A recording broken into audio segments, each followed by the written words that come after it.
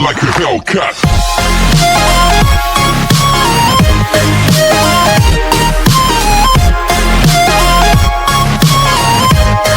Part 5 में हमने देखा कि गुड्डू मिनह्यूक के घर आकर बोलता है कि वो भी आज रात उन दोनों के साथ ही रुकेगा, जिसे सुनकर ये दोनों ही काफी ज्यादा हैरान होते हैं और बॉन्गसुन गुड्डू को खुद के लिए वरिड देखकर काफी ज्यादा खुश होती है और फिर वो नॉन स्टॉप गुड्डू को घूरने लग जाती है, जिसे देख मिनह्यूक बॉन्गसुन से होश में आने के लिए बोलता है और गुड्डू से बोलता है कि अगर तुम्हें ऐसा ही करना था तो तुम्हें इसे मेरे लिए छोड़ना ही नहीं चाहिए था, जिस पर गुड्डू बोलता है कि ये कोई चीज नहीं है जो मैं इसे तुम्हारे लिए छोड़ देता और फिर बोलता है कि मैं यहाँ सोफे पर सो जाऊंगा, जिस पर बॉन्गसुन बोलती है कि तुम सोफे पे क्यों सोओगे। तो मिनह्यूक चिढ़ के बोलता है कि तो फिर क्या ये मेरे साथ मेरे रूम में सोएगा, जिस पर गुड्डू बोलता है कि ठीक है, मुझे इस बात से कोई प्रॉब्लम नहीं है। बट बॉन्गसुन इस बात को मानने के लिए साफ मना कर देती है और मिनह्यूक को पीछे करते हुए बोलती है कि नहीं, तुम इनके साथ नहीं सो सकते हो क्योंकि मेरा बॉस गे है, जिसे सुनकर गुड्डू चुप हो जाता है। पर मिनह्यूक को बॉन्गसुन की ये बात अच्छी नहीं लगती है,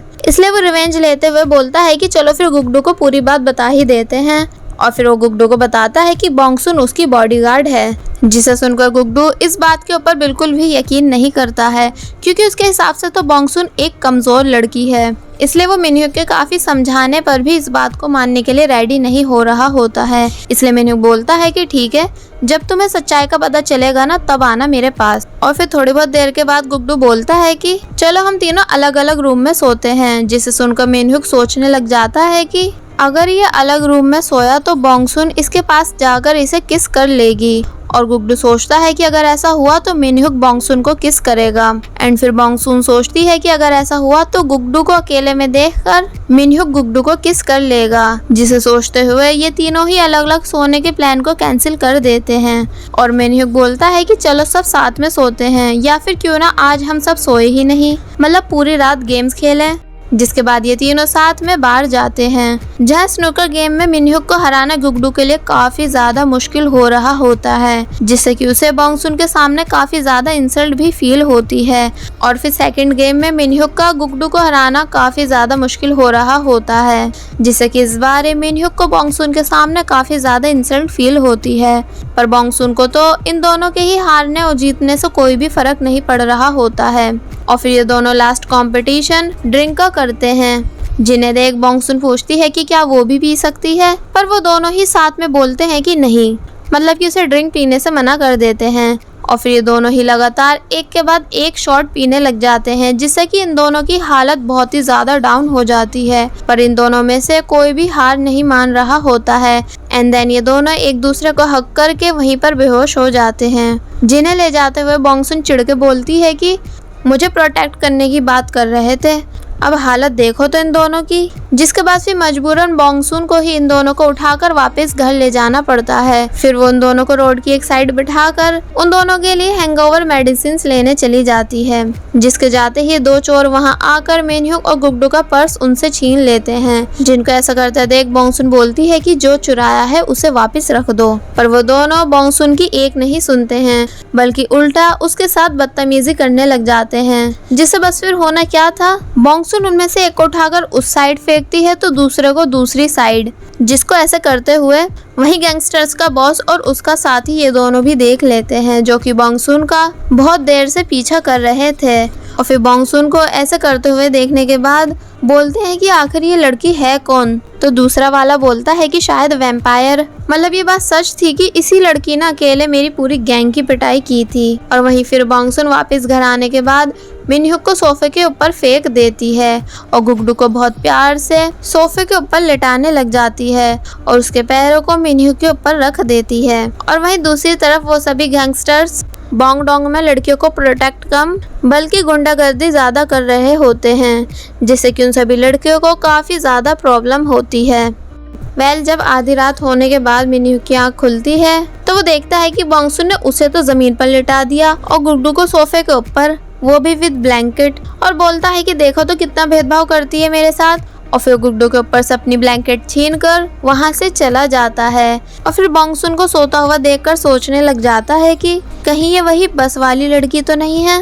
और फिर बोलता है कि अरे नहीं, ऐसा नहीं हो सकता, एंड फिर वहाँ से चला जाता है। नेक्स्ट डे हम देखते हैं कि बॉन्गसुन इन दोनों के लिए बहुत सारा ब्रेकफास्ट रेडी करती है, जहाँ उसी मेटल की घुसी हुई चॉपस्टिक को देखकर गुगडू पूछता है कि आखिर ये क्या है, क्योंकि वेड ना लगने की वजह से बॉन्गसुन ने उसके ऊपर कोरिया का फ्लैग लगा दिया होता है। तो मिन्ह्युक उसे बताता है कि वो हर रोज खाना खाने से पहले अपने देश को याद करता है, इसलिए उसने यहाँ इस फ्लैग को लगा रखा है।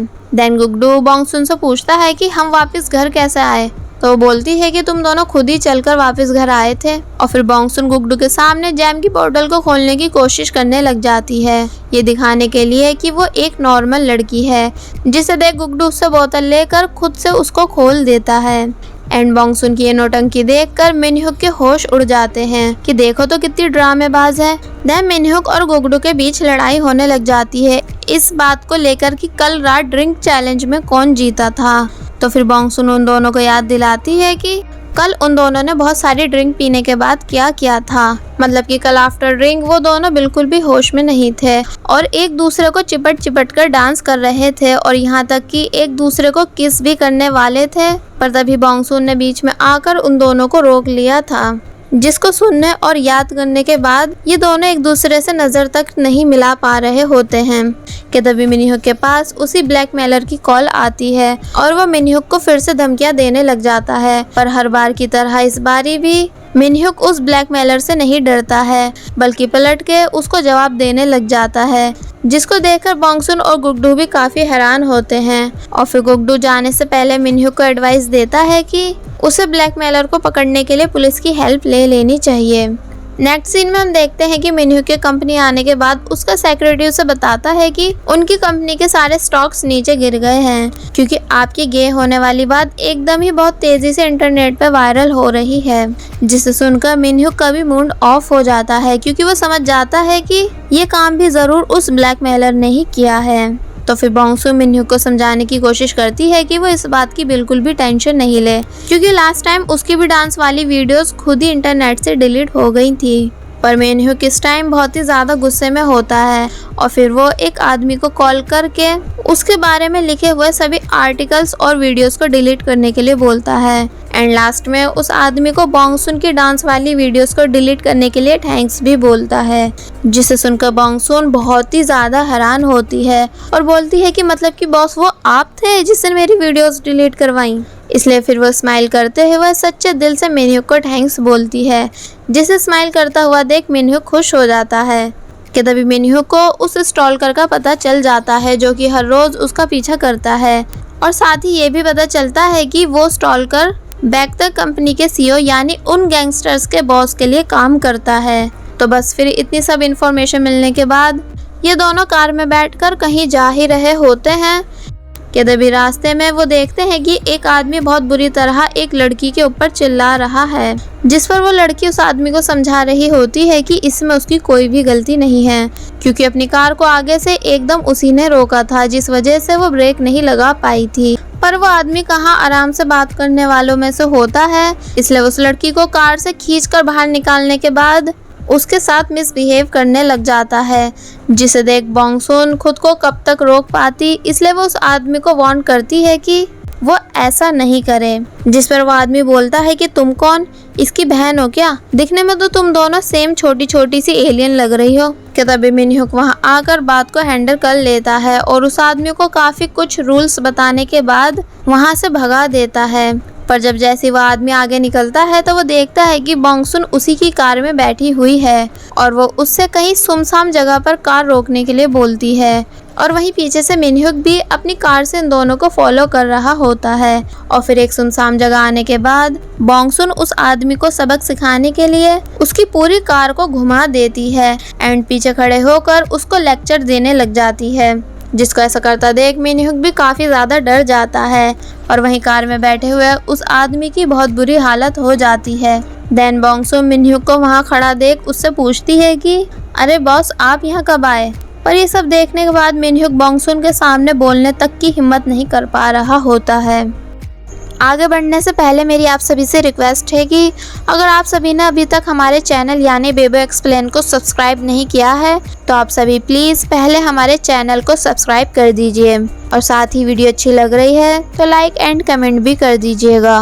देन हम देखते हैं कि मिनह्युक बॉन्गसून से बोलता है कि ये व्यू बिल्कुल किंग कॉन्ग मूवी के व्यू जैसा लग रहा है और मैं इस टाइम बिल्कुल उस मूवी की हीरोइन जैसा फील कर रहा हूँ। जिस पर बॉन्गसून चिढ़ के बोलती है कि तो फिर क्या किंग कॉन्ग मैं हूँ? तो वो बोलता है कि हाँ, पर छोटी किंग कॉन्ग। और फिर वो यहाँ सीरियस होकर बॉन्गसून से उसकी पावर्स के बारे में पूछता है कि वो इतनी स्ट्रॉन्ग आखिर है कैसे। जिस पर बॉन्गसून उसे बताती है कि वो ऐसे ही पैदा हुई थी, मतलब उसकी फैमिली की हर फीमेल को ये पावर मिलती है। जिसे सुनकर मिनह्युक बोलता है कि इसका मतलब अगर मैं तुमसे शादी करूं, मतलब मैं ये नहीं बोल रहा कि मैं तुमसे शादी करूंगा, पर अगर तुमसे किसी ने भी शादी की तो जो बेबी होगी वो बिल्कुल तुम्हारी जैसी स्ट्रॉन्ग होगी। जिस पर बॉन्गसून बोलती है कि हाँ। तो ये सुन मिनह्युक बोलता है कि इम्पॉसिबल, ऐसा कैसे हो सकता है। पर फिर वो बॉन्गसून को इस बात पर सैड होता देख उससे बोलता है कि इसमें उसकी कोई भी गलती नहीं है। जैसे मेरे हैंडसम और स्मार्ट होने में मेरी कोई गलती नहीं है, वैसे तुम्हारे स्ट्रांग होने में तुम्हारी कोई गलती नहीं है। और बोलता है कि तुमने मुझसे कल रात बोला था ना कि तुम अपने पावर्स का इस्तेमाल करके लोगों की भलाई करना चाहती हो, इसलिए अब इस काम में मैं तुम्हारी हेल्प करूंगा क्योंकि तुम्हें ट्रेनिंग की ज़रूरत है। जिसे सुनकर बॉन्गसून हैरान होकर मिनह्युक को देखने लग जाती है और वहीं वो बेचारा आदमी जिसकी कार की बॉन्गसून ने बहुत बुरी हालत कर दी होती है, वो अपनी कार को देखकर बहुत बुरी तरह रो रहा होता है एंड रोते हुए अपने टायर को फिक्स करने की कोशिश भी करता है, पर बात नहीं बनती है। तभी तो बॉन्गसून सबसे बोलती है कि वो उसे गुस्सा नहीं दिलाए, पर कोई सुनता ही नहीं है बॉन्गसून की। अब हालत देख लो। देन नेक्स्ट सीन में हम देखते हैं कि हीजी गुगडू से मिलने के लिए आती है और उससे बोलती है कि वो उससे ब्रेकअप चाहती है क्योंकि अब वो किसी और को पसंद करने लगी है। जिसे सुनकर गुगडू बहुत ही ज़्यादा हैरान होता है और फिर अकेले में बैठकर कुछ सोचने लग जाता है, जिससे हमें एज ए व्यूअर यहाँ ये पता चलता है कि गुगडू को अपने ब्रेकअप से कोई भी फर्क नहीं पड़ा है क्योंकि अब वो बॉन्गसून को जो पसंद करने लगा है। देन नेक्स्ट सीन में मिनह्युक बॉन्गसून के साथ अपने डैड के घर पहुंचता है, जहां अंदर जाने से पहले वो बॉन्गसून से बोलता है कि मैं तुम्हारी ट्रेनिंग में हेल्प करूंगा, पर फिर बदले में तुम्हें भी मेरी हेल्प करनी होगी। जिस बात को बॉन्गसून बिल्कुल भी समझ नहीं पाती है। पर फिर जब जैसे मिनह्युक की पूरी फैमिली साथ में डिनर कर रही होती है तो मिनह्युक के डैड उससे बोलते हैं कि वो शादी कर ले, उसके बारे में फैली हुई अफवाहों को गलत साबित करने के लिए, और बोलते हैं कि वो बहुत जल्द उसके लिए एक अच्छा रिश्ता ढूंढ देंगे। जिस पर मिनह्युक बोलता है कि उन्हें उसके लिए रिश्ता ढूंढने की कोई भी ज़रूरत नहीं है क्योंकि मेरी ऑलरेडी एक गर्लफ्रेंड है। जिसे सुनकर सभी लोग काफ़ी ज़्यादा हैरान हो जाते हैं और बॉन्गसून को लगने लग जाता है कि होगी कोई, इसलिए वो सिर्फ अपने खाने पर फोकस करती है कि तभी बॉन्गसून का हाथ पकड़ के बोलता है कि मैं इसके साथ रह रहा हूँ। जिसे सुनकर सभी लोग और भी ज़्यादा हैरान हो जाते हैं, इंक्लूडिंग बॉन्गसून। तो फिर मिनह्युक के डैड बॉन्गसून से पूछते हैं कि क्या ये बात सच है कि तुम इसके साथ रह रही हो। जिस पर बॉन्गसून बोलती है कि हाँ सच तो है, पर कि तभी मिनह्युक उसकी बात को काट कर बोलता है कि बॉन्गसून की फैमिली काफ़ी स्ट्रिक्ट है, इसलिए उन्होंने अभी हमारे रिलेशन का एक्सेप्ट नहीं किया है। तो फिर मिनह्युक के डैड बॉन्गसून से उसकी फैमिली बिजनेस के बारे में पूछने लग जाते हैं, जिसको बताते हुए बॉन्गसून थोड़ा बहुत घबराती है और बोलती है कि वो अखरोट का बिजनेस करते हैं। जिस पर वो बोलते हैं कि अखरोट का, कि तभी मिनह्युक बोलता है कि इनकी वॉलनट पाए शॉप है, पर कुछ भी हो जाए मैं इसी लड़की से शादी करूंगा। और फिर बॉन्गसून के सर पे हाथ रख के बोलता है कि देखो ना डैडी ये कितनी प्यारी है। जिसको ऐसा करता देख बॉन्गसून हैरान होकर पानी पीने लग जाती है। तो मिनह्युक बोलता है कि डैड मैं बहुत जल्द आपको पोता पोती दूंगा। जिसे सुन बेचारी बॉन्गसून को फंदा लग जाता है और मिनह्युक बॉन्गसून से पूछता है कि तुमने कितने बेबीज कहे थे, 2 या फिर 3। जिसे सुनकर बॉन्गसून का बहुत ही ज्यादा बुरा हाल हो रहा होता है। फिर हम देखते हैं कि वापस घर जाते हुए बॉन्गसून मिनह्युक के ऊपर बहुत ही ज्यादा गुस्सा करती है और बोलती है कि पता नहीं तुमने मुझे समझ क्या रखा है। जिस पर मिनह्युक चिल्लाकर बोलता है कि अगर वो ऐसा नहीं करता तो उसके डैड उसकी शादी करवा देते। तो बॉन्गसून बोलती है कि देखो मैं ओपन माइंडेड फैमिली से नहीं हूँ, क्योंकि अगर मेरी मॉम को सबके बारे में पता चल गया तो मुझ पर बहुत ही ज़्यादा गुस्सा करेंगी। कि तभी बॉन्गसून के पास उसकी मॉम की कॉल आती है और वो उससे पूछती है कि तू अपने बॉस को पटाने की पूरी कोशिश कर रही है ना, पर वो अभी तक तुझसे पटा क्यों नहीं। ऐसा कर उसे बाहर ले जा और बहुत सारी ड्रिंक पिला, जिसे सुनकर बॉन्गसून घबराते हुए बोलती है कि हाँ मॉम, मैं बिल्कुल ठीक हूँ, क्योंकि मेरे बॉस वैसे इंसान नहीं हैं। एंड फिर वो जल्दी से कॉल कट करके रख देती है। जिसके बाद मिनह्यूक बोलता है कि लगता है कि वाकई में तुम्हारी मॉम को तुम्हारी बहुत ज़्यादा फिक्र है। देन नेक्स्ट डे हम देखते हैं कि जब बॉन्गसून सो रही होती है कि तभी मिनह्यूक वहाँ आकर बहुत ज़ोर से सीटी बजाकर बोलता है कि जल्दी से उठो, क्योंकि आज से तुम्हारी ट्रेनिंग स्टार्ट होगी। और फिर वो उसे अपने साथ ले जाकर एक बहुत बड़ी दीवार पर चढ़ने के लिए बोलता है, जिसे देख बॉन्गसून बोलती है कि इस पर, और फिर वो बिना 1 मिनट लगाए बस कुछ ही सेकंड्स में उस पूरी दीवार पर चढ़ जाती है, जिसे देख मिनह्यूक बहुत बुरी तरह शॉक होता है। और फिर बॉन्गसून ऊपर चढ़ के पूछती है कि अब मैं कहाँ जाऊँ, ऊपर या फिर नीचे। देन वो जल्दी से नीचे भी उतर आती है। फिर वो उससे बहुत सारे हैवी टायर्स के साथ रनिंग करने के लिए कहता है, पर हमारी बॉन्गसून इस काम को भी बहुत आसानी से कर लेती है, जिसे देख मिनह्यूक का मुंह खुला का खुला ही रह जाता है। और वहीं दूसरी तरफ क्युनशिम के बताने पर उस क्रिमिनल के मार्क्स वाले चेहरे का स्केच रेडी कर दिया जाता है, और साथ ही उनके पास क्रिमिनल का एक जूता भी होता है, जो कि बॉन्गसून से बच के भागने के टाइम उस क्रिमिनल का वहीं पर गिर गया था। एंड देन बॉन्गसून को भी स्टेटमेंट देने के लिए पुलिस स्टेशन बुलाया जाता है, जहां बॉन्गसून गुगडू को बताती है कि मार्क्स लगे होने की वजह से वो क्रिमिनल का चेहरा तो नहीं देख पाई थी, पर हाँ, मैंने बस उसकी आईज देखी थी, क्योंकि वो मुझे गुस्से से देख रहा था। और ये भी बताती है कि जब वो उस क्रिमिनल से रोड पर टकराई थी तो तब उसमें से किसी जंग लगी हुई चीज की स्मेल आ रही थी, जिसे सुनकर गुगडू सोच में पड़ जाता है। देन आफ्टर स्टेटमेंट बाहर आने के बाद बॉन्गसून गुगडू का मूड ऑफ देखकर उससे इसका रीजन पूछती है, तो उसे बताता है कि हीजी ने उसे ब्रेकअप कर लिया है, क्योंकि वो अब किसी और को लाइक करने लगी है। जिसे सुनकर बॉन्गसून भी काफी हैरान होती है और बोलती है कि पहले प्यार में ऐसी होता है, पर तुम टेंशन मत लो, क्योंकि वो खुद अपनी गलती को रियलाइज करके वापस आ जाएगी। तो फिर गुगडू बोलता है कि पर मुझे इस बात से कोई दुख नहीं हो रहा है। और फिर बॉन्गसून को देख उससे पूछता है कि हम दोनों सिर्फ दोस्त क्यों हैं, जिसे सुनकर बॉन्गसून हैरान होकर गुगडू को देखने लग जाती है।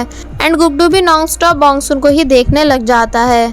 और वहीं इन दोनों को ऐसे एक दूसरे को घूरता हुआ देख मिनह्यूक को बिल्कुल भी अच्छा नहीं लगता है, क्योंकि उसे बॉन्गसून को गुगडू के साथ देखना बिल्कुल भी पसंद नहीं है। देन गुगडू बॉन्गसून से बोलता है कि अपने बॉस के घर पर अपने रूम का गेट लॉक करके सोना, क्योंकि मुझे पक्का यकीन है कि वो गे नहीं है। एंड फिर गुगडू बॉन्गसून को बाय करके वहाँ से चला जाता है।